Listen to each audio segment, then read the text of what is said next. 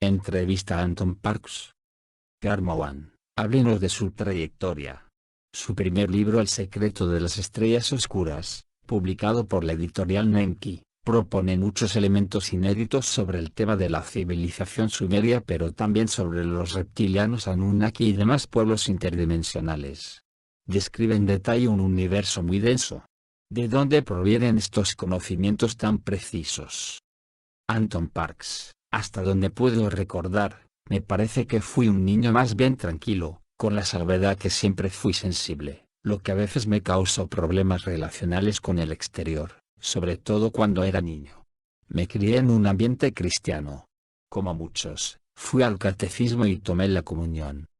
Todo comenzó en 1981, tenía entonces 14 años.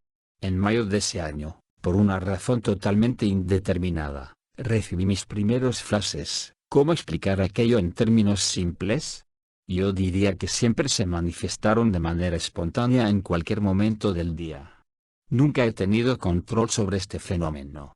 Por ello, no lo considero como una canalización, ya que, a menos que me equivoque, cuando alguien nace de canal, hay la voluntad de recibir. Incluso se llega a determinar el momento elegido en el cual relajarse para entrar en contacto. Este nunca ha sido el caso para mí. Concibo que no es muy obvio confiar ciegamente en la canalización. A mí mismo me cuesta hacerlo con esta práctica, porque hay tantas personas extraordinarias, como hay comprobados charlatanes en ese campo. También encontramos personas sinceras que a veces malinterpretan lo que reciben. Al principio, los primeros flashes aparecieron tímidamente y a lo largo de las semanas, las visiones se regularon prodigiosamente sin yo apenas darme cuenta de ello. De los 5 a 6 meses, el ritmo se había acelerado llegando de 1 a 3 eventos por día. Sin embargo, hay un elemento importante que debo aclarar. La luz parecía ser el elemento detonador del proceso. Cada vez que se daba el fenómeno del flash, siempre estaba relacionado con la luz ambiental en donde estaba ubicado. Es decir que cuando aparecía una visión, esta tenía el mismo espectro que la luz del lugar donde me encontraba. Había una suerte de conexión sutil que no llego a explicar completamente hasta hoy. Estos flashes eran de alguna manera haces de luz que venían desde arriba y que penetraban la parte superior de mi cráneo, al nivel del 7º chakra principal. Esta acción me desconectaba instantáneamente de la realidad y me enviaba sonidos y luz de gran precisión. Aparecían escenas completas, a menudo con los mismos personajes rodeando al ser dentro del cual me encontraba cada vez. Como dije, esto podía producirse en cualquier momento, sea cual sea la densidad luminosa. El fenómeno muchas veces se produjo mientras estaba acompañado de amigos, o de colegas de trabajo. El tiempo parecía detenerse a mi alrededor, tenía la sensación de vivir escenas de 2, 5 o hasta de 10 minutos. Nunca me hicieron ninguna pregunta. Deduje que para ellos debía de parecerles que yo tenía ausencias de a lo más algunos segundos. Karmowan, ¿cómo reaccionó en ese entonces? Anton Parks, el primer año fue muy difícil. Tenía la sensación de estar volviéndome loco. Las imágenes que recibía se asemejaban a ciencia ficción pura. ¿Era yo mismo quien me mandaba todo eso? ¿De dónde podían provenir tales conocimientos? Yo no leía mucho, y absolutamente nada de ciencia ficción. Los personajes hablaban un idioma que me era del todo desconocido, que entendía en el momento, pero que no tiene relación alguna con el idioma francés. Recién y muy tardíamente, al final de los años 90, después de muchas peripecias, entendí finalmente que se trataba de sumerio, o mejor dicho del idioma del cual el sumerio fue formado. En ese entonces necesité de varios meses antes de atreverme a hablar de ello a mi madre. Sabe, a los 14 años, recibir este tipo de imágenes puede causar graves trastornos de la personalidad. Felizmente, y sin duda no es una coincidencia, fui acogido por mi madre con una muy buena escucha y un apoyo extraordinario. Nunca llegamos de casualidad a formar parte de una familia. Sospecho que escucharme decir esto no va a contentar a todos, pero es una realidad. Creo profundamente en la reencarnación. Antes de descender, y en función de lo que nos falta experimentar, llenamos nuestra caja, y escogemos los grandes rasgos de nuestro destino. Nadie lo hace en nuestro lugar. Es inútil buscar responsables escondidos en el astral. Nuestros guías pueden a veces incitarnos a tomar una vía más que otra, pero salvo alguna excepción, la elección siempre es nuestra.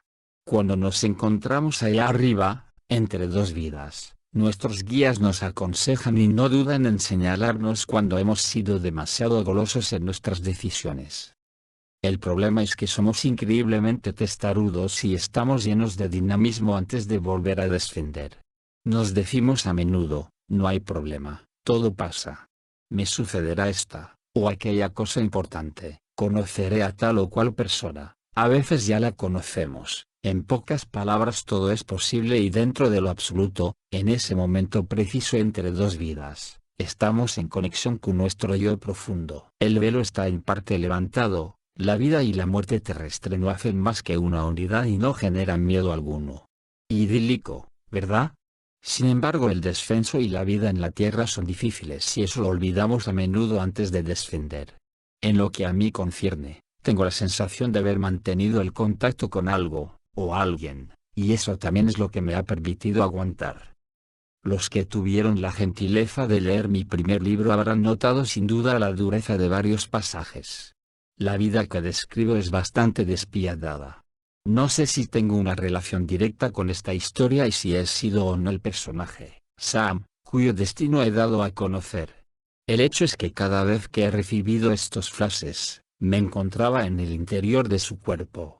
Tengo esta historia para contar. Se trata de la transcripción de una parte de los anales que provienen del cristal cuyo dueño era Sam.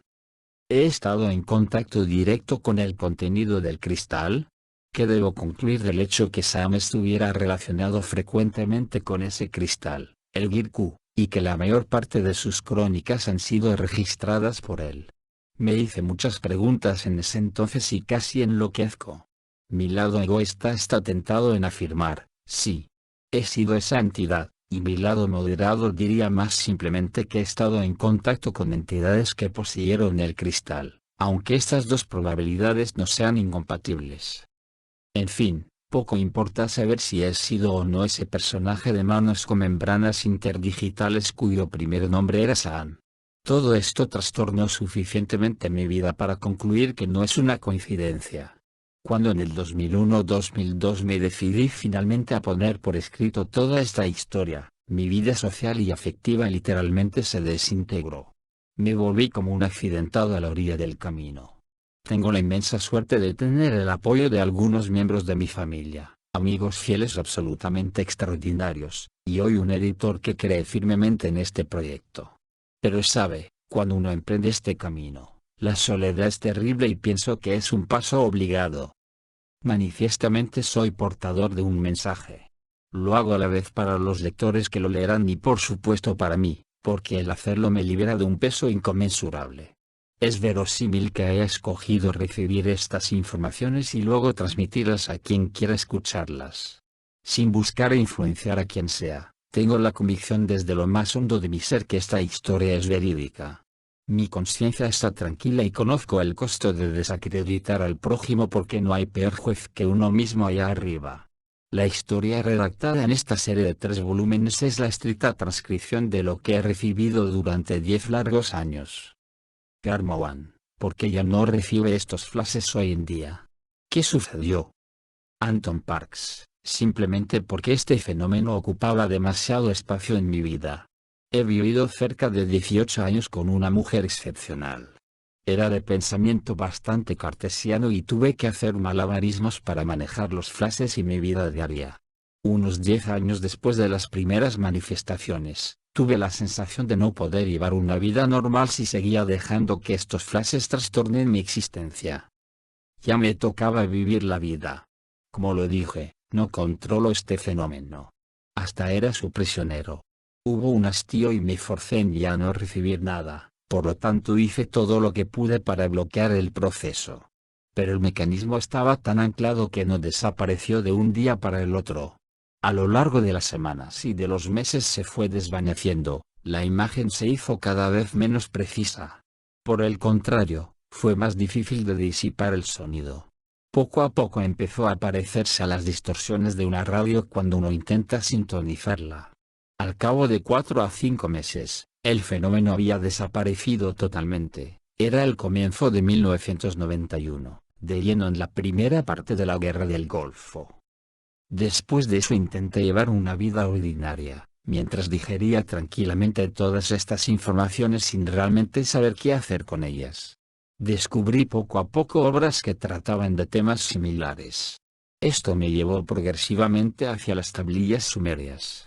Representó para mí, y a las personas cercanas, un verdadero choque el descubrir esos documentos y constatar que contaban prácticamente la misma historia que yo había recibido. Me interesé por ende en el sumerio y fue así que descubrí el código lingüístico de los dioses. Sin esos flashes, nunca lo hubiera detectado ni descifrado tan rápido. Karmowan pudo verificar la calidad de sus informaciones basándose en los trabajos de investigadores que ya habían estudiado numerosos textos sumerios. ¿Cuáles fueron las semejanzas las más sorpresivas entre sus visiones y los textos analizados por autores como por ejemplo Sitchin? ¿Identificó algún autor más valioso que otros? Anton Parks, sí, y no. Por supuesto, en cuanto pude hacer este acercamiento entre lo que había recibido y las tablillas sumerias, intenté conseguir la mayor cantidad de documentación posible. Examiné los trabajos de traducción de Samuel Kramer, Jim Botero, Maria Joseph Seux, Thorkild Jacobsen, René Labat, y André Capquot. Me di cuenta de inmediato que las transcripciones eran muchas veces muy diferentes las unas de las otras. Sin embargo, el tema central seguía siendo el mismo. La gente que me es cercana, y yo mismo, no pudimos más que constatar la sorprendente similitud entre mis flashes, y la historia fundamental transcrita en esas tablillas de arcilla, algunas de más de 5 o 6 mil años de antigüedad. Por otro lado, hice todo lo posible por no sumergirme demasiado profundamente en esas traducciones para así poder preservar intacta la historia tal como yo la había recibido, porque numerosos elementos inéditos parecían estar totalmente ausentes en las tablillas. Entre lo que me pareció de lo más singular, en cuanto a las similitudes, es que existen numerosos puntos comunes como el de la clonación que está bastante detallado en las tablillas, y que los autores como Zacharia Sitchin, R. Boulay, y David Icke notaron. Pero especialmente está todo lo que rodea al personaje central, Sam, en el primer tomo y que posteriormente llevará otros nombres en la Tierra. Pero no puedo hablar de ello por el momento, porque desvelaré algunos detalles importantes del segundo tomo, que en el momento de esta entrevista aún no está editado.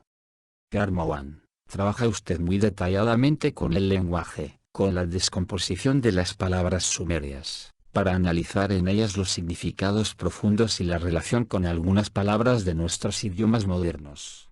¿Y se ha basado usted en un trabajo intuitivo y de documentación, o bien algunos elementos de esta lengua han quedado impresos en usted? Anton Parks, como dije anteriormente, cuando recibí estas informaciones, percibí que el lenguaje utilizado no tenía nada que ver con el francés, aun si en el momento lo entendía como si se tratara de mi idioma materno. Este tema de codificación del lenguaje estaba muy presente y se debía a la existencia de castas dentro de los Yinabul, reptiles en sumerio. Creí durante varios años que se trataba de hebreo, pero mis pocas incursiones heroicas en ese idioma, de ninguna manera me indicaron indicios de alguna codificación gracias a su silabario. Nota del redactor: un silabario es el conjunto de signos o símbolos que representan sonidos. Sistema de escritura: véase manual de lectura, que presenta las palabras de un idioma recortados en sílabas. La separación de las palabras en sílabas permite trabajar en su sentido investigando la combinación de varios términos que una vez combinados forman una palabra y un concepto más o menos complejo. Fue mucho más tardíamente, por el final de los 90, que la pista de Sumer se presentó definitivamente a mí. Había agotado todas las pistas. Había logrado darle un comienzo, y un final, a los archivos que había recibido en desorden durante todos esos años, pero me faltaba el lenguaje matriz y por lo tanto también una cierta comprensión. Cuando tuve en mano mi primer silabario sumerio, me puse de inmediato a descomponer algunos términos bíblicos y todo cuadró. Para lograr la descomposición de una palabra, se debe conocer el contexto que condujo a la formación de tal o cual término. Tomemos como ejemplo, el vocablo sumerio Yinabul, reptil, reptiles, una vez descompuesto, esto resulta en, Yina, Ab, Ul. ¿Qué significa? Verdaderos ancestros del esplendor. Cuando uno conoce la vanidad enfermiza de los seres a quienes describo en parte de la historia, no nos extrañará tal apelación. Tomemos otro ejemplo simple, el nombre Adán, no tiene en absoluto, como desean hacérnoslo creer, nada que ver con el hebreo, Adama, Gleba, o, Adom, rojo. Me asombra aún hoy en día que ningún autor se haya dado cuenta que este término existe en sumerio como, Adam, y quiere decir, bestias, animales, manada, o, muestreo, establecimiento, asentamiento o colonización, y en su forma verbal infligir. Si Adam era usado para designar personas, significaría las bestias, los animales, los muestreos, los establecidos, los instalados o los colonizados, los infligidos. La idea de un ser esclavo, totalmente sometido a los dioses, se refuerza en la equivalencia del término Adam en acadio, que es Nammasu, y que se traduce fonéticamente en sumerio como, Nammasu, literalmente, la media porción dependiente. Pienso que no puede ser más preciso. Carmowan, Paul von Ward, un autor americano, especializado en el estudio de civilizaciones antiguas y que trabaja en la hipótesis de la influencia extraterrestre en esas civilizaciones antiguas, piensa que las lenguas antiguas como el sánscrito, el acadio y el sumerio son vestigios de idiomas que nos habrían enseñado estos visitantes extraterrestres colonizadores. Estos idiomas estarían dotados de un poder real, un poder creador, mágico y evocador. Siempre según von Ward, todo esto ya estaría perdido. ¿Qué opina sobre esto? Anton Parks, el verdadero poder que puedo identificar es ante todo un poder de codificación, como el que explico en detalle en mi primer libro. Las sílabas sumerias y acadias permiten descomponer las principales palabras de lenguajes ancestrales, como el chino, el hebreo, el griego antiguo, el latín, las lenguas germánicas y amerindias, etc. Esto hará que todos los lingüistas se sobresalten, pero pienso que he sido lo bastante preciso en el primer tomo. Por otra parte, mi editor y yo hemos decidido colocar todos los números y acentos de las sílabas que descompongo de manera que cualquier curioso pueda verificar mi trabajo. Preciso simplemente, a todos aquellos que no hubieran leído El secreto de las estrellas oscuras, que el silabario sumerio, el emenita, idioma de los machos, era únicamente usado por los machos Yinabul, mientras que las hembras, creadoras del conjunto del silabario Yinabul, manejaban hábilmente las partículas sumerias y las que se encuentran en el acadio. Este conjunto formaba de alguna manera una versión integral denominada Emesa, el idioma matriz. Por supuesto, todo esto no ha sido inscrito en las tablillas, a los Yinabul les importaba demasiado su código. En cuanto a saber por qué el lenguaje, y silabario acadio, que apareció totalmente formado de un momento a otro, parece a primera vista ser ulterior al sumerio, tendrán esa respuesta en el volumen 3, El despertar del Fénix. Carmowan, Zecharia Sitchin presentó los Anunnakis como siendo una sola raza, un grupo monolítico compuesto de varios clanes en una misma familia que se opone entre sí, Enki que se opone a Enlil, etc. Pero cuando uno lee su libro, nos damos cuenta que la historia es mucho más compleja y que esas entidades que habrían venido a la Tierra, o que se habrían interesado en ella, representarían varias razas disímiles, de las cuales algunas hasta provendrían de otras dimensiones. Esta, la raza reptiliana, generalmente representada por el término Yinabul, raza que comprende los Sutum, las Amasutum, los Kingu, los Musyir, etc. Podría detallar estos clanes, estas razas diferentes y explicarnos brevemente si estas criaturas tienen características físicas diferentes de las nuestras y de dónde provienen. ¿Cuál es el estatus preciso de los Anunnakis? ¿Por qué las tablillas sumerias evocan particularmente estas entidades y de dónde proviene ese nombre, los Anunnakis? Anton Parks, respecto a Zecharia Sitchin, es un precursor en la materia. Gracias a él, buen número de personas se han familiarizado con el universo mesopotámico. Su espíritu de deducción, y sus interpretaciones, lo han llevado a menudo a conclusiones muy interesantes. Sin embargo, ¿acaso él u otros autores se interesaron en el origen de los Nungal, raza de planificadores reptilianos machos, de Enki, los Igigi en Acadio? ¿Se han interesado en las ramas Kingu, Indogud, Anzu, y Mushir? Si lo hubieran hecho aunque sea superficialmente, hubieran comprendido rápidamente que se trataba de elementos separados pertenecientes a la misma línea que la de los Anunna, pero la mayoría estando en conflicto con estos últimos. Los otros términos como Amasutum, Miminu, etc. no parecen estar presentes en las tablillas, sin embargo, los defino claramente en mi libro. Sí, todas estas ramas que pertenecen a los Yinabul, poseen a menudo un físico diferente. Por ejemplo los Mushir, literalmente reptil furioso, son dragones alados. Los encontramos también bajo su nombre Asire Pazuzu. Pueden navegar sin ningún problema de la primera a la tercera dimensión. Los Miminu son los extraterrestres llamados grises. Este término se encuentra también usado por los Dogos de Mali, y significa hormiga. En cuanto a los Kingu, que identificamos en Acadio Kingu, son, como la raíz de ese nombre lo indica, la rama real de los Yinabul. Descompuesto en sumerio resulta en Kingu, ordenar la tierra, o las regiones. Los Kingu están en guerra contra los creadores de los Anunna, los Usungal, literalmente. Grandes dragones, término retomado más tarde por los sumerios para denominar a sus dioses y a sus soberanos. Hay tres tipos distintos de Kingu, los blancos, la gran realeza, los rojos, los guerreros limpiadores, y los verdes, el pueblo, también guerrero. Las tablillas acadias presentan, además un tal Kingu cómplice de la reina Tiamata, ella misma en guerra contra los Anunna. Son las diferentes guerras que jalonan el mundo de los Yinabul que separaron todas esas ramas las unas de las otras. Es la guerra que trasladó a los Anunna a la tierra. Es por esa razón que estos exiliados forzados, serán llamados posteriormente Anunnaki, los Anunne de la tierra. La gran mayoría de las tablillas sumerias relatan las aventuras de los Anunna en el planeta azul. Es una suerte de oda a los guerreros Anunna con muchas extensiones.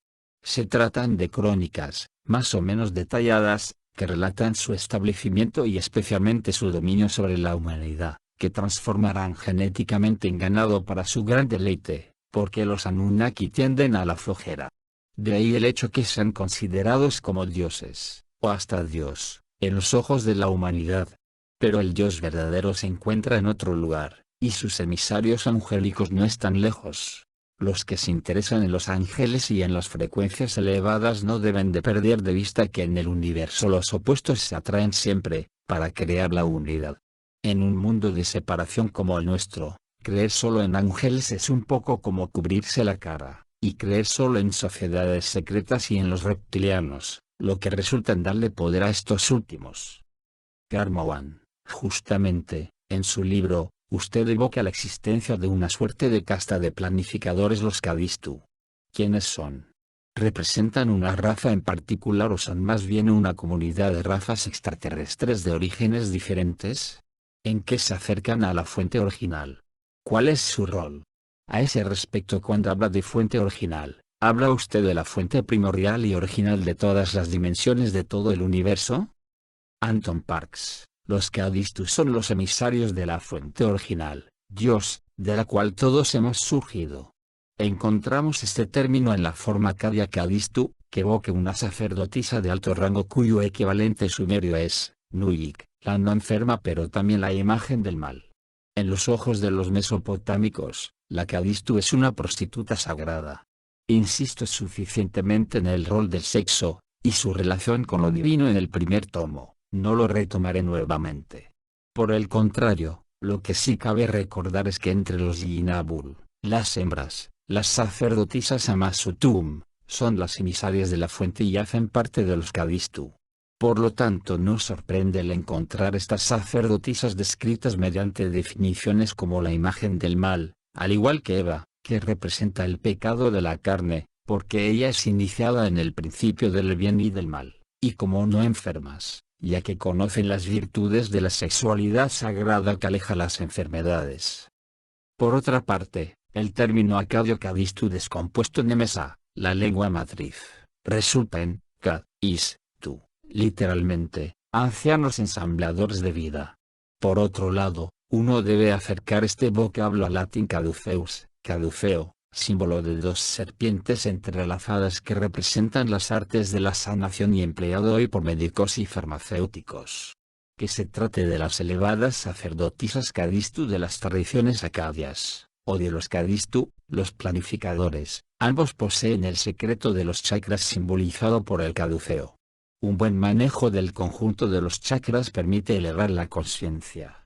Eso es justamente lo que no desean los Yinabul machos que manipulan este mundo tras bambalinas desde hace milenios. La colectividad Cadistu está bastante presente en la historia que relato ya que está en conflicto con una gran parte de los Yinabul. Se trata más bien de una comunidad de diferentes razas extraterrestres. Su rol es unificar las especies de nuestro universo en nombre de la fuente de todo lo que asociamos a Dios en la Tierra. Se debe de saber que los Cadistu son muy poderosos, pero disponen de un principio fundamental, que es el de no interferir demasiado en los asuntos de los seres con frecuencias reducidas que están en plena evolución. La humanidad terrestre actual hace parte de ese tipo de seres a causa de la manipulación milenaria de los Anunna. Desgraciadamente para estos últimos que dirigen en secreto los asuntos de los hombres, el ser humano está en plena mutación y pronto va a saltar a otra dimensión. Es un momento histórico, muy esperado en la historia de la humanidad.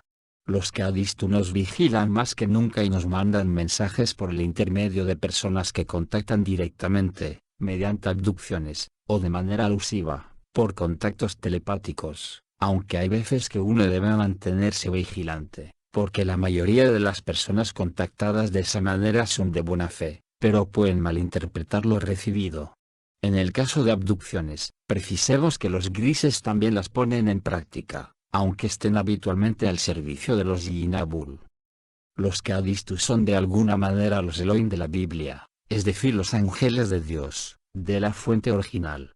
Ellos viven en dimensiones superiores y muy pocos entre ellos pueden moverse en la tercera dimensión, lo que no facilita el contacto directo y lo que explica su manera indirecta de acercarse a nosotros. En sumerio el conjunto de las dimensiones superiores es llamado Angal, es decir gran cielo. Note cómo este término se acerca al vocablo ángel. Karmawan habla de la existencia de varias dimensiones, no nuestras tres, pero aquellas relativas a universos que estarían superpuestos al nuestro, como una suerte de 1000 hojas. ¿Podría explicar cómo funciona esta representación del mundo, de qué niveles provienen estas razas reptilianas y dónde nos ubicamos con respecto a ellas? Anton Parks. Sí, pero para poder responderle voy a introducir aquí una ilustración que se publicará en Adán Génesis. Detalla el Kur, añadiendo además sus dos dimensiones intermedias. Se trata de una esquematización del Kibal, la gran tierra, compuesta del Ki, la tercera dimensión, y del Kur, que engloba las dimensiones más bajas. El Ki corresponde al tipo de dimensión en el que actualmente la humanidad evoluciona en la Tierra. El Kur es invisible para los seres en evolución en el Ki, porque está claramente ubicado fuera de la percepción tridimensional. El Kur representa el núcleo de todo un sistema, sacado directamente de la ideología secreta Yinabul. La confirmación y el sentido escondido de ese término es encontrado descomponiendo el término Kur, en Ur, lo que resulta en el cimiento envolvente, o en Kur, la base del cimiento. Para asimilar el Kur, empecemos por arriba. Encontramos una dimensión intermedia que es el Kur-Ya, el Kur de la fuente firme. La traducción estricta de este término desvela que se trata de una dimensión transitoria, donde las almas permanecen un tiempo antes de reintegrarse la fuente, o el Angal, que se encuentra por encima del Ki y del Kur. Luego se encuentra el Kurgal, la segunda dimensión, es decir el Gran Kur, mundo paralelo donde algunos Yinabul establecerán sus moradas sobre el planeta Tierra. Justo por debajo, se intercala otra dimensión intermedia que es el Kur-Nui, el Kur del no retorno. La descomposición de esta palabra nos revela, sin la menor duda, que se trata de una etapa frecuencial donde las almas se han extraviado. Es el lugar donde se encuentran las entidades que se quedaron bloqueadas y que nombramos hoy como fantasmas. Los sumerios veían en el Kuriya y el Kurnui dos representaciones de los infiernos. Finalmente, aparece el Kurbala, la primera dimensión, la más baja de todas. Los sumerios y los especialistas de las tablillas asimilan ese lugar al más allá, pero el sentido exacto es el Kur del reino, o de la dinastía. En la Tierra, la dimensión Kurbala ha sido objeto de numerosas hostilidades entre los Yinabul, porque el ser que posee el Kurbala se convierte obligatoriamente en el amo de las otras dos dimensiones, las del Kurgal, y del Ki. El amo del Kurbala literalmente es, el ojo que todo lo ve, en lo alto de la pirámide invertida, porque posee una mirada directa sobre el Kurgal y el Ki. Es por ello que en las tablillas, el Kur, o Kurbala, es muchas veces traducido por, el mundo enemigo, lugar donde el caos parece reinar perpetuamente. Las tres primeras dimensiones forman una suerte de pirámide invertida donde la dimensión Ki, simboliza la base, y la dimensión Kurbala, forma la parte superior de la pirámide invertida. De este lugar, toda persona posee una mirada aumentada, como una lupa, en las dimensiones superiores hasta el Ki.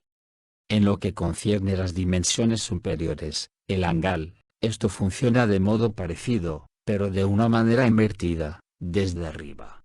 Más se sube, más se posee una mirada detallada, global, en el conjunto de todas las dimensiones. De ahí es que surge la idea que Dios, la fuente, lo sabe y lo ve todo. Karmawan, usted se sirve de la lengua sumeria para darle sentido a una serie de eventos, de objetos y de personajes que, según usted, estarían relacionados a la historia de la civilización humana. ¿Es usted el único en hacer estas interpretaciones? ¿Ha podido verificarlo en las obras de otros autores y especialistas de la lengua sumeria? Anton Parks, empleo la lengua sumeria para validar mis postulados, pero constato y verifico minuciosamente cada término traducible en relación con la historia que relato. ¿Qué culpa tengo si en cada ocasión una traducción es posible? Son innombrables. En el primer volumen, el número de palabras que no pude descomponer con la ayuda del silabario sumerio acadio se cuentan en los dedos de una mano. No invento nada. El código está ahí, esperando solo a ser descubierto. Por este hecho, soy en mi conocimiento, el primero en descomponer términos más o menos antiguos, con la ayuda del silabario sumerio acadio. Por lo tanto no pude ni comparar ni verificar mis descomposiciones partiendo del trabajo de otros autores. Karmawan, en su libro, usted habla del árbol de la vida y en la misma ocasión, hace referencia al árbol del jardín del Edén, y a la así llamada serpiente tentadora. ¿Cuál es el sentido real de esa extraña historia que es ilustrada de manera tan enigmática en el Génesis? Anton Parks, no voy a poder contestar completamente a su pregunta, porque estará claramente detallada en el segundo tomo, Adán Génesis. Sin embargo, puedo adelantar algunas revelaciones inéditas sobre la serpiente y su colega Satán, que a menudo son erróneamente confundidos. Después de 1001 peripecias, el Alto Consejo Anuna se ve en la obligación de fabricar genéticamente un ser humano para que lleve a cabo las tareas diarias en vez de los dioses. Estos humanos, no son directamente designados como Adam, animales, sino más bien como Lulu, es decir seres mezclados. Enki, hijo de Agni de Mamito Nambu, quien dirige mediante coacción las operaciones para la casta dominante, los Anunna, no soporta el ver que su creación genética sea usada como vulgares Adam, animales. Él va a modificar progresivamente al espécimen esclavo para volverlo autónomo. El primer espécimen especialmente concebido para trabajar, era originalmente andrógeno, Enki va a cortarlo en dos para crear un hombre y una mujer. Esta escena existe en la tablilla de arcilla aquí mostrada. ¿Qué vemos? Enki aparece a la izquierda. A su alrededor serpientes, símbolos de creación y fertilidad, se mueven al unísono. Podemos concluir de esto sin la menor duda que la serpiente bíblica no es otro que Enki el genetista, también llamado Nudimud, el clonador. Es más, se ve a su lado una estrella con una flecha hacia abajo. La estrella simboliza el término Dinir, dioses, y la flecha, el abajo, el abismo, lo que nos confirma que el dios es efectivamente Enki, ya que es la divinidad del Abzu, el mundo subterráneo. En el centro, despierta una mujer que parece surgir no de una de las costillas del Adán, pero más bien de una suerte de caldero que uno puede fácilmente asimilar a una matriz artificial. Curiosamente, este caldero se parece al signo arcaico sumerio que corresponde a la demonio Lilu, Lilith, que representa la enfermedad y el mal, del cual hemos hablado más arriba. ¿Acaso no cuentan viejas leyendas rabínicas que la primera compañera de Adán era Lilith? A sus costados un hombre le da a la mujer la rama de un árbol cuyas extremidades terminan en vulvas. El simbolismo es claro. Pero lo más deleitoso se encuentra a la derecha. Se distingue un monarca completamente irritado enarbolando sus dos horquetas, tridente. Para los sumerios, la horqueta denota un jefe, en relación con la tierra, el suelo. No nos es difícil asimilar este personaje a un Satán, es decir, un administrador territorial o un jefe regional. ¿Quién es el gran Satán de los Anunna? Es Enlil, el adversario de Enki. El manuscrito eslavo de Adán y Eva, Biblioteca Nacional de Sofía, N433, indica que Satán reclamó a Adán la posesión de la tierra.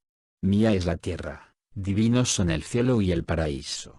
Si te conviertes en hombre que me pertenece, trabajarás la tierra. Otros pasajes bíblicos como Mateo 4,8 o Lucas 4,6 evocan la misma cosa. Lo que es bastante jocoso, es que en la Biblia, es más bien Dios que sorprende a la serpiente instruyendo a Adán y a Eva en su jardín y no Satán. Puesto que a los sumerios les encantaba el simbolismo, encontramos al costado de Satán un guyum, un gato. El gato ha muchas veces sido considerado un animal nefasto. Esta ideología es reforzada en los sumerios, porque si descomponemos el término guyum, obtenemos gul, destruir, arrasar, y lum, fertilidad, abundancia, llevar un fruto, lo que quiere decir que el Satán, Enlil, no tiene más que un propósito, destruir la fertilidad de su mano de obra, que se ha vuelto demasiado abundante y libre a su parecer. ¿Qué mejor que un gato para expresar esta idea? Además, este episodio es confirmado al final de las tablillas babilónicas de Atrasis, donde vemos a Enlil ordenarle a Enki reducirle los días a la humanidad y devolver estériles a algunas mujeres. Notarán igualmente que los pies y las manos de Enki están atados, lo que evoca el hecho que Enki no es tan libre como le gustaría serlo porque está bajo el mando de Enlil. No me pregunte por qué ningún autor ha hecho el acercamiento entre los términos sumerios, Satán, Adán, y sus casi homófonos bíblicos, y sobre todo no se les ocurrió la buena idea de observar que el dios sumerio Enlil, detiene distintivamente el rol de Satán, administrador territorial, o jefe regional, en las tablillas de arcilla. No tengo la menor idea. Como sea, la verdad es restablecida hoy. El turbio Enlil que simboliza el dios de la Biblia, o jefe de los Anunna, no es más que Satán. Además, su nombre Enlil, el señor del soplo, de la palabra, puede igualmente ser traducido en sumerio como señor de la infección. No es una coincidencia porque Enlil, jefe supremo de los Yinabul terrestres después de An, no era para nada apreciado por parte de los sumerios, que guardaron en memoria el hecho que fue un monarca despótico y sanguinario. Esto es conforme a la ideología gnóstica que compara el gran arconte con Satán. El término Sata existe en egipcio. Su traducción estricta expresa genio serpiente, y niño, o hijo, de la tierra, a la izquierda. Aquí tengo un problema. Genie significa ingeniería o genio. No logro determinar cuál es en este caso. Escoge la imagen que quieras y corrige acordemente la frase de arriba. Cuando ensamblamos algunas partículas egipcias que podrían componer el término Satán, obtenemos a la vez, llevar la tierra, y, llevar el mal. Es interesante, porque encontramos aquí la forma verbal en segunda posición como es el caso con los Yinabul y los sumerios. Es más, la imagen que sobresale aquí es conforme a las ideologías mesopotámicas y cristianas que presentan respectivamente a Satán, y a Satán, de maneras similares. ¿Piensa realmente que se trate de una coincidencia? En Adán Génesis, observaremos cuán importante era el lenguaje egipcio, tanto como el mesopotámico para la formación de algunos términos bíblicos. Karmawan, Usted evoca bajo el término Santana, o Sandan, una criatura extraterrestre que fungiría de ingeniero agrícola, de horticultor, una suerte de especialista de las plantas. ¿Tiene esta denominación igualmente una relación con el término Satán, que la tradición designa como un ángel rebelde? ¿Existe una relación con el árbol de la vida y el árbol del conocimiento? Anton Parks, tiene usted toda la razón en precisar igualmente. El término Satán es efectivamente una mezcla de Satán, administrador territorial, y de Sandan o Santana, jefe de plantación, herborista, horticultor, de las tradiciones sumerias. Pero hay un detalle importante que separa el Satán y el Sandan, y es que este último está bajo las órdenes del Satán. El Satán detiene los poderes plenos, maneja regiones enteras, véase un país entero. Este es efectivamente el caso de Enlil, que reina sobre la totalidad del país de Kalam, Sumeria. Asimismo, administra sus territorios por el intermedio de los Sandan, Santana, sin quienes no podría llegar a nada. Porque en el universo de los Anunna, la casta dominante, una sola cosa cuenta a sus ojos: la supervivencia gracias a las plantaciones agrícolas. Sin embargo, los Sandan, Santana, de los Yinabul son exclusivamente mujeres que trabajan en la vasta llanura mesopotámica llamada Edin, o Edén. En el secreto de las estrellas oscuras he detallado suficientemente esta estrecha asociación, que volvemos a encontrar en el mundo entero entre la mujer y los árboles del jardín del Edén. Respondo pues a su última pregunta. Karmawan, las civilizaciones reptilianas que describe parecen muy extrañas. ¿Están fundadas en una segregación, una separación? Segregación entre sexos.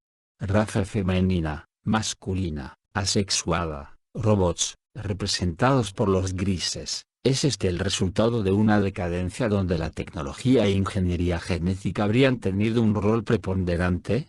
¿Estas castas y razas tendrían el mismo origen? Anton Parks, una vez más la causante es la guerra. Son los Anunna que trajeron la guerra a la Tierra. Originalmente, no había ninguna segregación entre los dos sexos de los Yinabul. Ocurre cuando los machos, los famosos Usungal y Musyir, descubrieron el poder sexual femenino y entendieron que si lo dominaban, esto les otorgaría aún más poder. Una parte de ellos quiso encarcelar a las hembras Yinabul, para someterlas a abominaciones. Las sacerdotisas se confinaron en sí mismas, multiplicando los secretos y los ritos herméticos para protegerse de los machos. Además es en esa época que ellas crearon las partículas lingüísticas adicionales que forman el MSA, lengua matriz, que ningún macho debe de usar. Ellas pudieron, por ese medio, comunicarse entre ellas con toda confianza. Los Yinabul ancestrales poseen el mismo origen, pero son los numerosos conflictos que marcan su historia que explica que solo algunos entre ellos hayan quedado en Usu, la constelación del dragón, la cuna original de la raza. Los Yinabul se propagaron en nuestro universo por esa razón. Encontramos por ejemplo a los Usungal y a la mayoría de los Amasutum en Nelulkara, la Osa Mayor, los Kinguente, la constelación del Águila, los Musyir y los Miminu, los grises, en Urbara, Lira, algunas Amasutum en Mulmul, las Pléyades, donde fueron creados los Anunna, etc. Karmawan, describe usted una verdadera guerra entre lo masculino y lo femenino, entre reptilianos y reptilianas. Los machos son fríos, sabidos de poder, y dirigidos hacia la tecnología, mientras que las hembras parecen más equilibradas, capaces de empatía y de compasión. Es la voluntad de los planificadores, o de los reptilianos machos, el proseguir un desarrollo de esta sociedad muy especializada, o más bien es el resultado de una decadencia que no controlan. Anton Parks, por supuesto, no se puede generalizar. Sin embargo, podemos notar que, no son las hembras las que provocan las guerras en la Tierra. Voy a voltear la pregunta. La historia y especialmente los acontecimientos mundiales actuales, ¿acaso no nos muestran que los hombres que detienen el poder son muchas veces muy fríos, ávidos de poder, dirigidos hacia la tecnología, mientras que las mujeres parecen de manera general más medidas? Como precisé anteriormente, las hembras Yinabul, las Amasutum, se protegieron de los machos aislándose de estos. Esto causó tensiones que se transformaron luego en conflictos sangrientos. El sexo habiendo sido suprimido durante mucho tiempo, los Yinabul se dedicaron a la procreación mediante ayuda genética, lo que resultó en una cantidad de especímenes híbridos a los cuales pertenecen por ejemplo los Miminu, los grises, que no son más que esclavos al servicio de los machos Yinabul. Fue entonces que, desconectándose mutuamente, las reptilianas hembras, y algunos machos, se especializaron en la clonación. Efectivamente, se puede percibir cómo esto llevó a una decadencia ineluctable. Un poco más tarde las Amasutum se juntaron a los Kadistu, planificadores de nuestro universo. Ellas siempre fueron más sabias que sus hermanos masculinos y fue sin duda para ellas la mejor manera de reponer sus errores pasados. Es después de todos estos eventos que se sitúan precisamente las crónicas que relato. Pienso que Bárbara Marciniak fue contactada por Amasutun de Mulmul, las Pléyades. He leído sus 3 primeros libros y debo decir que los mensajes que ella parece haber recibido son complementarios a la historia que relato. Nuestras fuentes parecen comunes, con la diferencia que Marciniak se centra en gran parte en eventos por venir, y yo describo los episodios antiguos.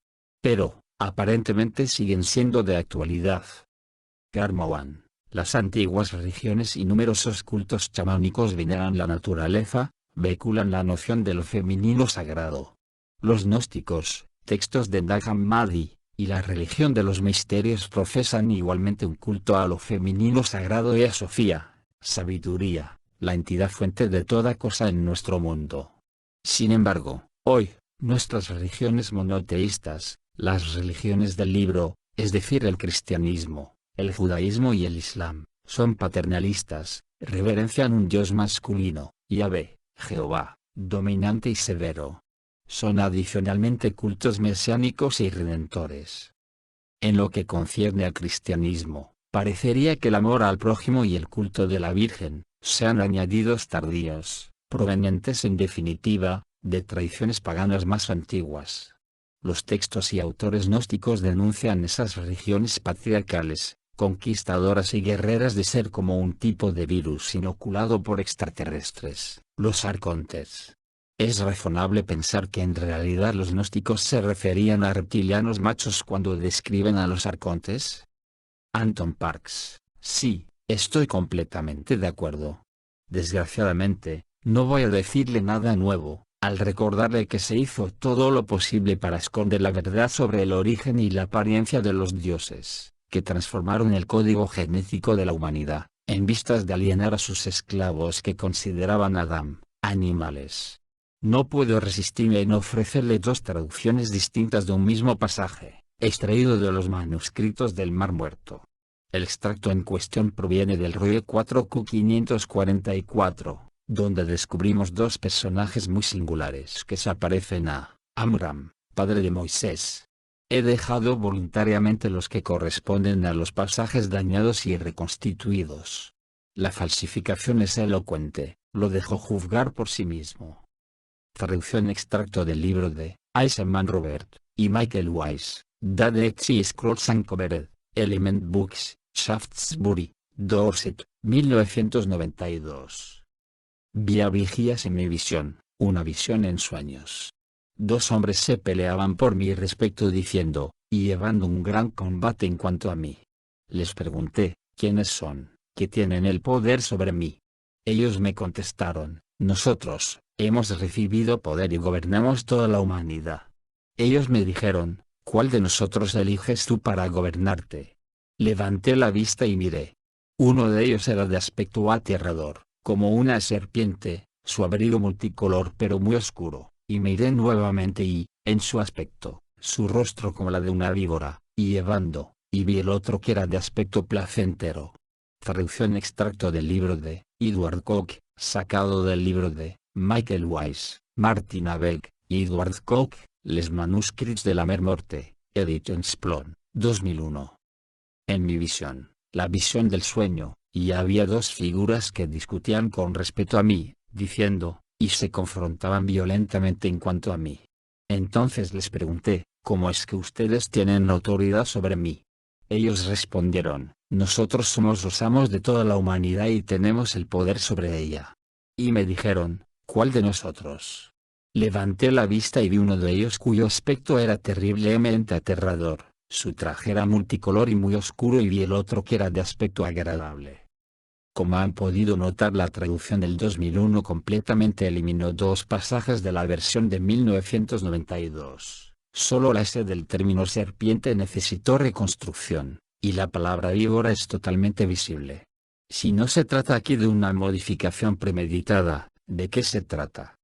Karma One. Siempre según Paul von Ward, el sistema de poder al cual estamos sometidos hoy es consecuencia del sistema impuesto por los Anunnakis y los Sumerios, un sistema patriarcal, jerárquico y centralizado con monarquías hereditarias de derecho divino. ¿Qué opina usted de esto? Anton Parks, desgraciadamente solo puedo confirmarlo. Está además, hasta inscrito en las tablillas sumerias. La realeza le aportó divinidad al humano mediante una entronización pomposa. Había sin embargo dos tipos de entronizaciones. La de la sangre, que conocemos todos y que se transmite de padre a hijo, por herencia. Pero hay una segunda, más hermética, expresada en papiros egipcios y tablillas mesopotámicas. Las vacas celestes, las diosas de la antigüedad, escogían un amante a quien transmitían su divinidad y poderes divinos teniendo relaciones sexuales con ellos. El amante era invitado a compartir en el lecho nupcial sagrado la energía vital de la diosa, o una de sus seguidoras considerada como una prostituta sagrada, en vistas de obtener la inmortalidad y de convertirse en el toro del cielo. Al final del ritual el hombre era a la vez metamorfoseado en esposo de la diosa e investido de la función real. Estos ritos se practicaban tanto en Sumer, en Egipto como en la Grecia clásica. Notemos que Rómulo y Remo, los futuros fundadores de Roma, fueron acogidos por una loba que los amamantó, y los salvó de una muerte segura. El simbolismo de esta historia es evidente. El término latín luma, loba, también significa prostituta. En la antigüedad, las sacerdotisas eran asimiladas a las prostitutas porque transmitían el vigor sagrado y la realeza de la diosa madre a los futuros reyes y príncipes. La loba es de hecho una sacerdotisa humana, que sigue el culto de la diosa madre, y que transmite aquí su poder, no mediante el sexo, sino por el seno. Rómulo y Remo no fueron amamantados por una loba sino por una mujer al servicio de la religión de la gran diosa. Encontramos entonces dos tipos de entronizaciones que reflejan ideologías diferentes. La primera es puramente patriarcal, porque es el padre, el rey, que es considerado como poseedor del poder hereditario, mientras que para la segunda, que es matriarcal, es la reina quien transmite sus facultades. Hemos visto que existe en los Yinabul una guerra entre el masculino y el femenino. Esta oposición está claramente manifestada aquí y no deja de evocar la iniciación clandestina de Adán y Eva. Estos últimos fueron instruidos por Enki, que apoyaba el culto de la diosa madre por el lado de su genitora Nanmu. La brecha que separa a Enki, la serpiente genetista y sanadora, y Enlil, el Satam, el administrador territorial, del Edin, está muy presente, y cuando se sabe que Enlil apoyaba la doctrina patriarcal de los dioses desposeídos en la tierra. Credo Mutua, el gran chamán Fulu, nos dice que para los Hutu y los Tutsi de Ruanda, los dioses son llamados Imanujela, cuyo sentido es reptiles, y cuya traducción resulta en los señores que vinieron. Este término es traducible en Emesa, el idioma matriz sumerio-acadio. Sabiendo que la O y la J no existían en el idioma de los dioses, el término ruandés Imanujela, reptiles, resulta en Im, viento, tempestad, nubes, An, el cielo, U, veneno, ponzoña, el, oil, transportar, elevar, estar arriba, A, fuerza, poder, garantía, o sea, Im, An, U, el, A, literalmente, los de las nubes y del cielo portadores de veneno que llevan el poder. Karma One, según el Nag Hammadi, nuestro mundo es el fruto de un error de un proceso de creación generado por una entidad, Sofía, o sabiduría, que usted evoca en el capítulo 7. ¿Tiene Sofía un nombre, una equivalencia en la memoria de los Yinabul? Anton Parks, En la cosmología gnóstica Sofía es un eón, una divinidad cósmica, entonces extraterrestre, que es parte de un conjunto organizado de deidades que llamamos las divinidades del pleroma. Podemos identificar fácilmente estas divinidades galácticas como los Calistu, planificadores, que trabajaban en la luz. Estos mismos Calistu que deberíamos asimilar a los Elohim de la Biblia. Elohim es el término hebreo usado en la antigüedad para designar las primeras divinidades creadoras de la tierra, y del ser humano original del Génesis. Génesis 1,26, Adán, el animal esclavo, no aparece más que durante la segunda creación. Génesis 2,7, por la voluntad de Yahvé, que es una combinación de los dioses masculinos sumerios An, Enlil, y Enki. Elohim es un término femenino plural, que significa divinidades y, sin embargo, es traducido hasta nuestros días como Dios. Su descomposición en sumerio acado resulta en El, o Il, elevado, estar arriba, poderoso fuerte, y, mezclar, combinar, y, arcilla, barro, o sea, el, con acento agudo, y, la segunda I ha desaparecido en hebreo. El significado oculto verdadero de Elohim es pues, los poderosos elevados que mezclaron la arcilla, o el arcilloso igual el hombre. Quien de entre los Calistu, Elohim, estaba en contacto estrecho con la orden patriarcal llamada Yahvé, An, Enlil, y Enki. Hay dos entidades principales que son Tiamat y su hija Nambu, es decir respectivamente Sofía y su hija Zoe, para los gnósticos. Zoe, que se puede descomponer en Zu, que salió de la sabiduría en sumerio. Karmawan, de dónde provienen las almas que se encarnan en los cuerpos de los Yinabul. Según sus descripciones, la tecnología de esos reptilianos permite no solo controlar las formas y la apariencia física de estos seres cuando son concebidos, pero, igualmente pueden controlar el alma que va a encarnarse en ellos. ¿Programarla? Anton Parks, sí, podemos decir que los Yinabul en ese punto están muy adelantados, con respecto al humano, aunque dudo que se trate de un avance el de saber programar un humanoide mediante la genética. Los Yinabul poseen desde numerosos milenios el conocimiento de la clonación. Encontramos rastros de ese conocimiento en las representaciones en arcilla de Mesopotamia, los códex mayas, o aún en algunas figuras egipcias, como aquí en la tumba de Tutmosis III en el Valle de los Reyes. Es difícil el no ver a una sacerdotisa frente a tres matrices artificiales, o, sin cisar, que ensambla en orden los numerosos dignatarios en sumerio. Constatamos por otra parte, en la parte superior de cada matriz un óvulo fecundado por un espermatozoide y en el interior de las matrices cuerpos en formación. Los Yinabul saben programar los genes de un individuo para que tenga tal o cual característica o fisonomía. Pueden determinar de antemano y hasta repertoriar, como en una computadora, el conjunto de los conocimientos del espécimen fabricado. Para ello usan diferentes tipos de cristales, especialmente diferentes tipos de cuarzos. Pero no puedo decir más en cuanto a eso, porque estoy en contra de esos procedimientos, que me parecen hoy totalmente inmorales. La historia que relato está saturada de manipulaciones genéticas, y sé bien dónde llevaron a los Yinabul, especialmente a la especie humana. Para responder a su primera pregunta, los Yinabul son seres encarnados al igual que los humanos. Algunos humanos pueden muy bien encarnarse entre ellos, e inversamente. No hay ninguna regla en particular, sino es la evolución de las especies a través de las leyes kármicas, que la mayoría de los Yinabul machos no parecen haber integrado aún. Karmawan, en la misma línea de pensamiento, ¿de dónde provienen las almas humanas que se encarnaron en la Tierra en la época de la colonización Anunnaki, y por qué estos extraterrestres nos habrían creado? Anton Parks, Uras, la Tierra, es un lugar de dualidad donde las nociones del bien y del mal son experimentadas con vehemencia. No hay que emitir ningún juicio ante ello. Antes que los Yinabul y los Anunnaki controlen completamente la Tierra, Uras era un zoológico, donde los Calistu, planificadores, habían colocado el conjunto de sus conocimientos, lo que explica que encontremos en ella tal diversidad. La frecuencia del ki, tercera dimensión, era mucho más elevada antes de todas esas guerras reptilianas. Como lo dice también Marcignac, la Tierra es una biblioteca viviente. Nuestro sistema solar está en el cruce de todas las rutas importantes que recorrieron los planificadores desde tiempos inmemoriales. Con la llegada de los Yinabul este lugar se convirtió en una zona de libre albedrío.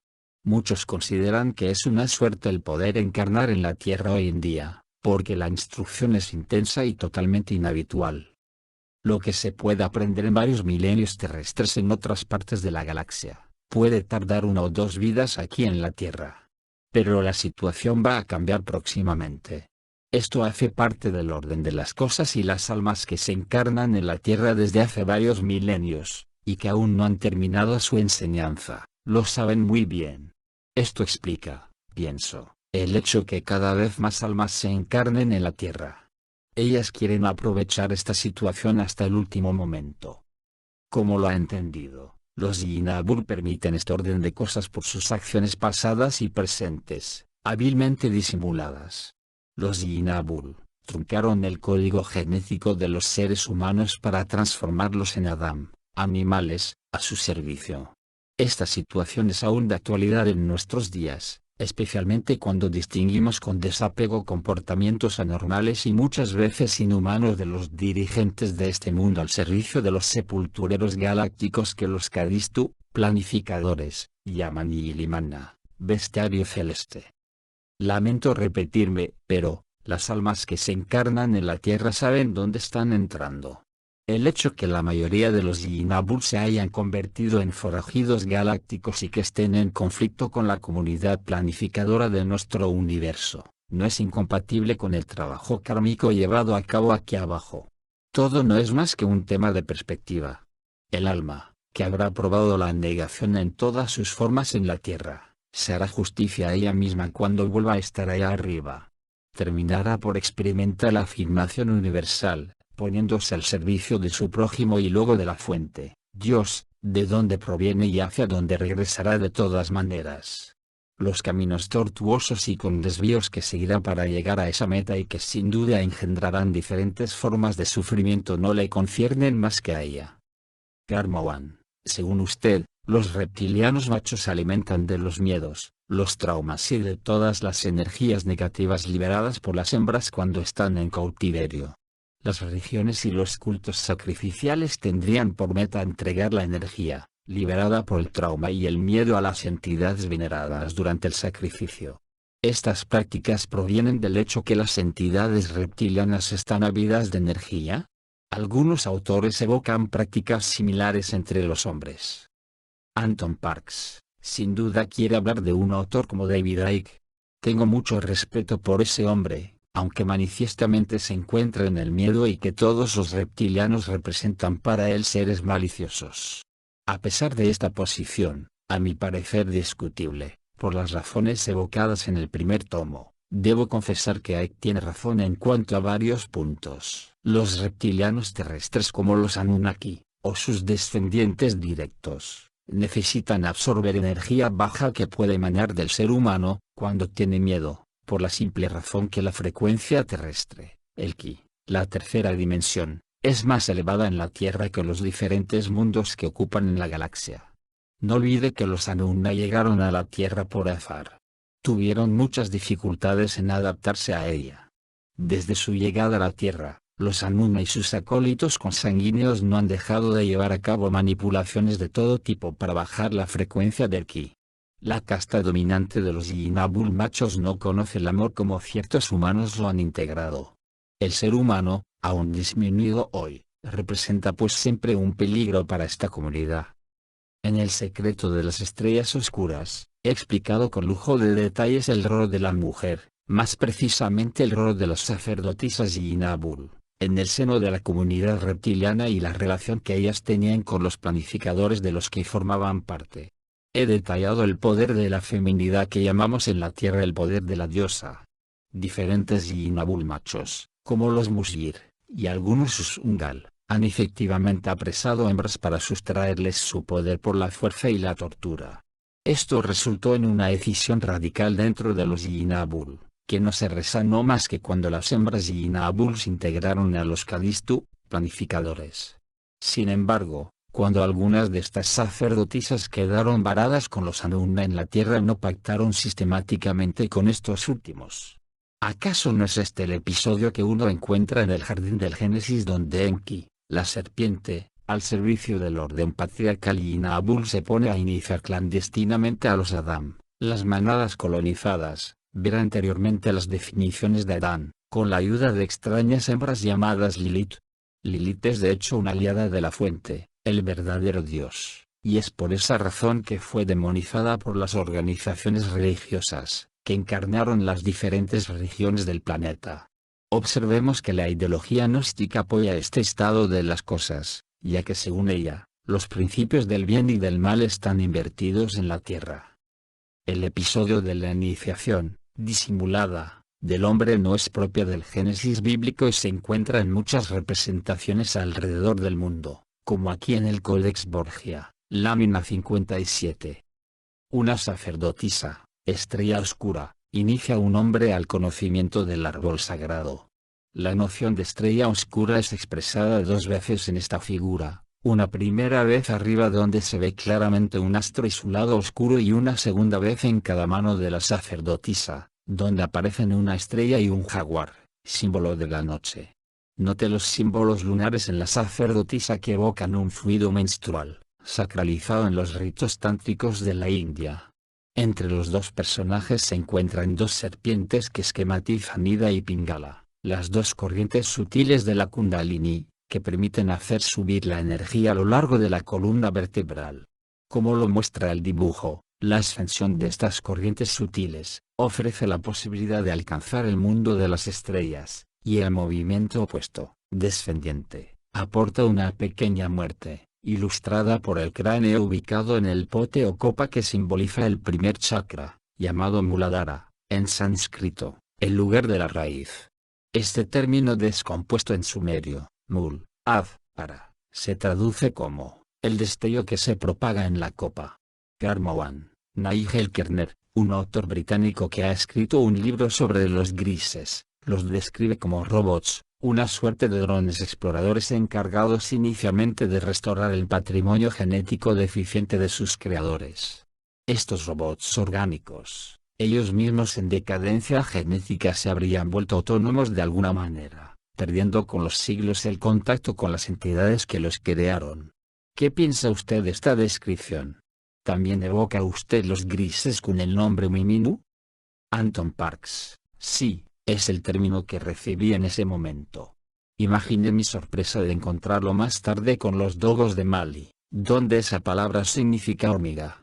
Descompuesto en sumerio, resulta en Miminu, responsables de las cargas hostiles, o negativas. Esta traducción es aún más interesante al saber que Crido Mutua llama a los grises Mantindan, los verdugos, en Zulu. Y al descomponer este vocablo en sumerio acadio, man, pareja, asociado, igual, tin, vivir, residir, dan, calamidad, que resulta en Mantindan, o sea, asociados, donde reside la calamidad, o parejas, que vive de la calamidad. Por lo que sé, los grises provienen originalmente de Lira, lugar donde se encuentran varias colonias y Nabul. Trabajan en grupo y operan como hormigas. Se trata de una rama de obreros al servicio de sus creadores reptilianos. Los diferentes linajes de Yinabul fabricaron los Miminu en el pasado. Existen varias especies de ellos según las regiones. Los que están asociados al sistema solar y que fueron creados por los Kingu, Yinabul reales, son más grandes y poseen cabello. Existen abundantes pruebas de la presencia de los grises en el sistema solar, aun si solo tomamos los diferentes casos de abducciones repertoriados cada año alrededor del mundo. Sinceramente, no sé qué es de los Miminu hoy. Su destino parece haber cambiado un poco porque parecen poseer una suerte de autonomía que no tenían aún hace unos cuantos milenios.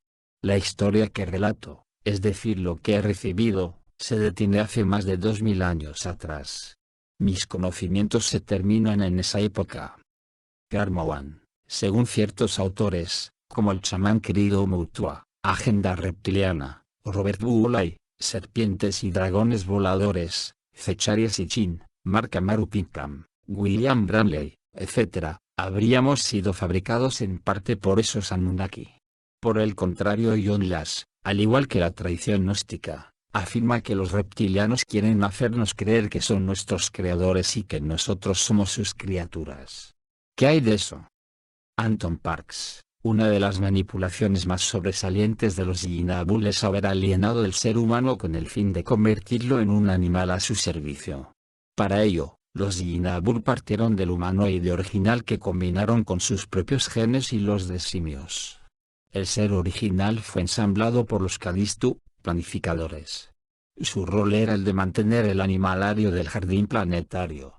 Como lo precisa justamente el Génesis 1,26, fue el último espécimen que fue integrado a la reserva viviente de los planificadores. La meta de esta reserva era reunir los conocimientos genéticos de los emisarios de la fuente. El ser humano original era muy respetado, porque agrupaba en él solo el patrimonio genético de numerosas especies planificadoras.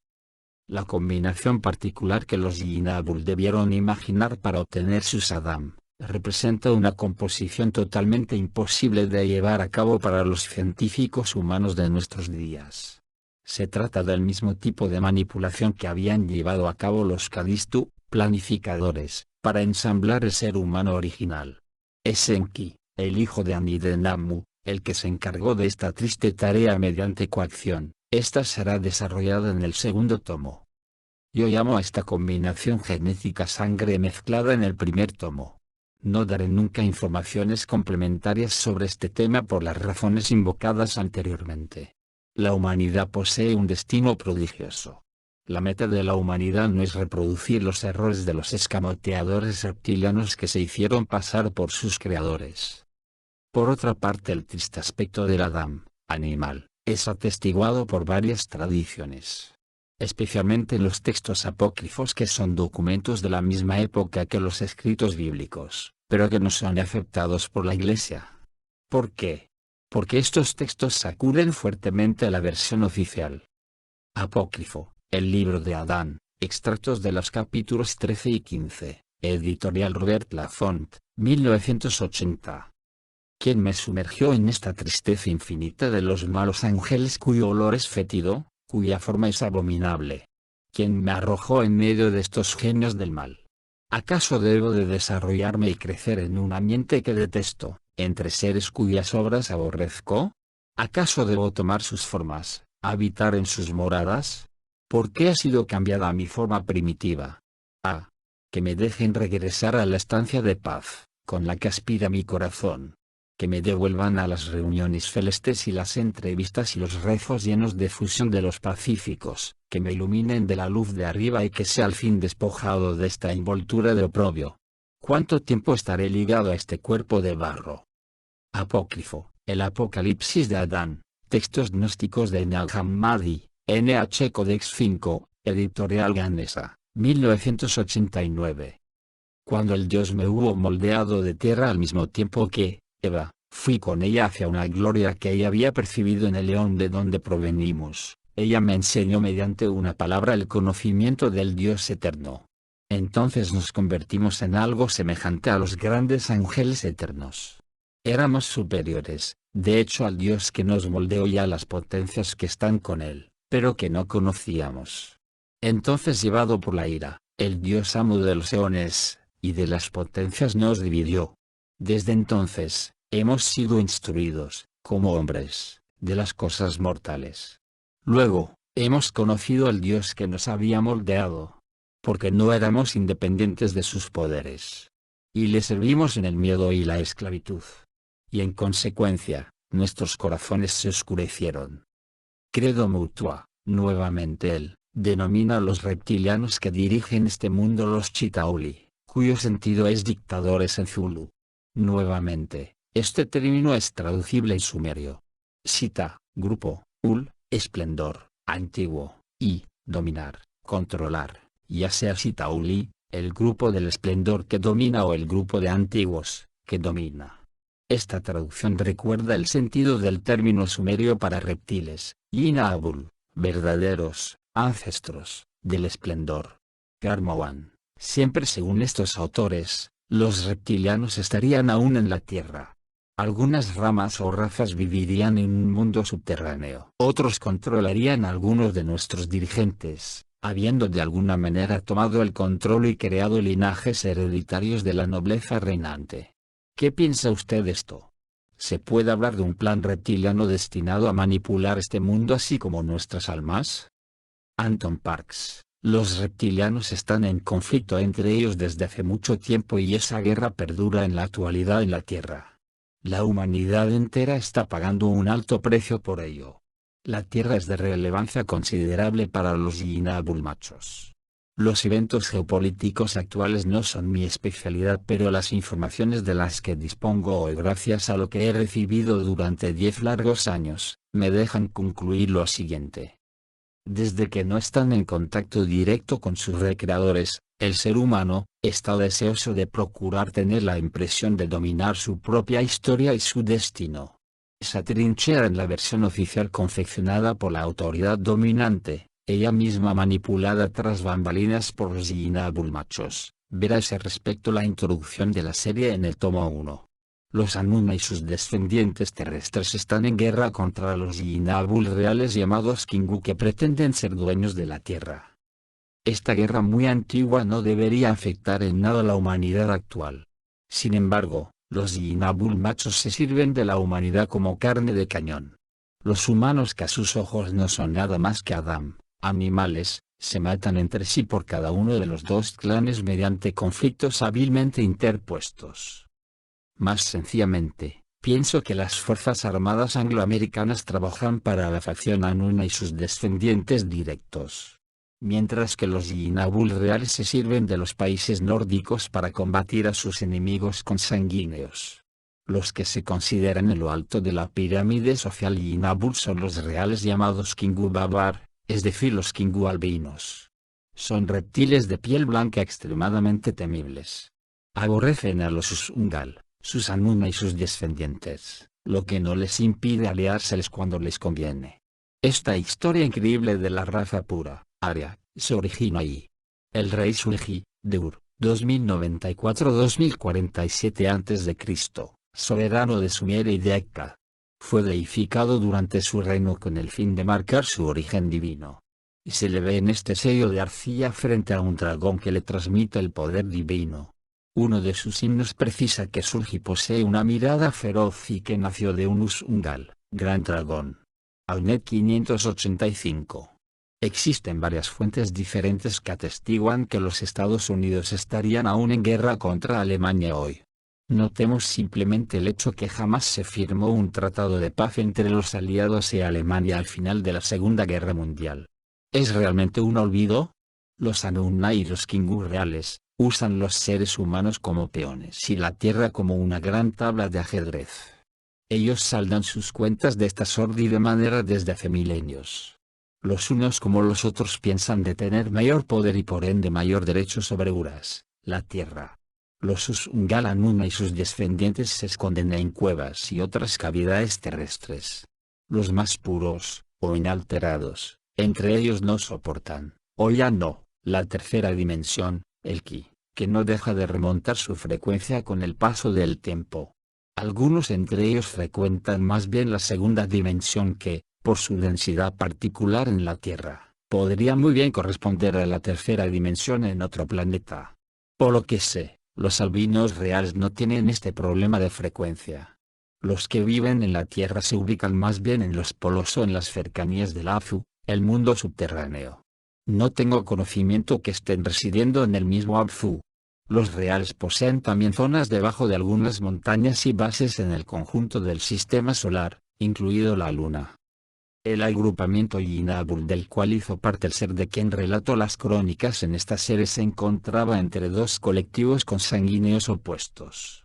Esta agrupación rebelde, constituida esencialmente de Amasutum, hembras planificadoras, de las Amari, hembras Yinabul terrestres, y de Nungal, clones planificadores, ocupó su tiempo a relacionarse con estos dos colectivos enemigos, lo que creó complicaciones políticas en la Tierra. Los humanos, cual fuera su color de piel, siempre han servido a sus recreadores. Esto está además indicado en el término africano Gwazungu, el pueblo o los demonios torbellino, término en plural usado por numerosas tribus africanas para nombrar a los extraterrestres tipo nórdicos.